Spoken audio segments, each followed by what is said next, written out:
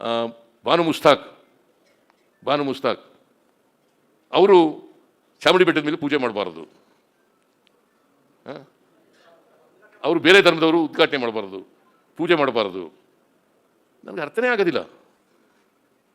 ನಾವು ಸೆಕ್ಯುಲರಿಸಮ್ನಲ್ಲಿ ಸೆಕ್ಯುಲರಿಸಮ್ ವ್ಯವಸ್ಥೆಯಲ್ಲಿ ವಾಸ ಮಾಡ್ತಕ್ಕಂಥ ಜನ.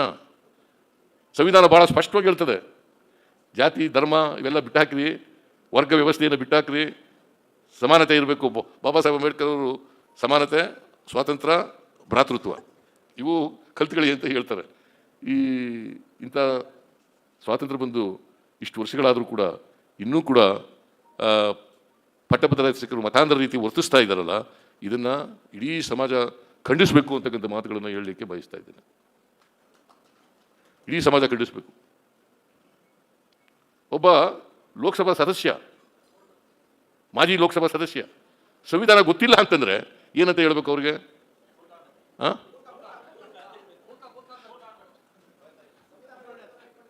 ಮೂರ್ಖ ಅಂತ ಕರಿಬೇಕಾ? ನೋಡಿ, ಇಂತಹ ಮೂರ್ಖರು ನಮ್ಮ ದೇಶದಲ್ಲಿ ಇದ್ದಾರೆ. ಇಂಥ ಮೂರ್ಖರ ಬಗ್ಗೆ ಎಚ್ಚರವಾಗಿರ್ಬೇಕು ಅಷ್ಟೇ ಅಲ್ವಾ? ರಾಜಕೀಯ ಮಾಡೋಕ್ಕೆ ಬೇರೆ ವಿಚಾರಗಳಿದ್ದಾವೆ, ಮಾಡಲಿ, ಬೇಡ ಅಂತ ಹೇಳಲ್ಲ ನಾನು. ಯಾಕಂತಂದರೆ ವಿರೋಧ ಪಕ್ಷಕ್ಕೂ ಕೂಡ ಮನ್ನಣೆ ಕೊಡಬೇಕಾಗ್ತದೆ, ಭಿನ್ನ ಅಭಿಪ್ರಾಯಗಳಿಗೂ ಮನ್ನಣೆ ಕೊಡಬೇಕಾಗ್ತದೆ. ಪ್ರಜಾಪ್ರಭುತ್ವ ಅಂದರೆ ಅದೇನು ಜೀವಾಳ.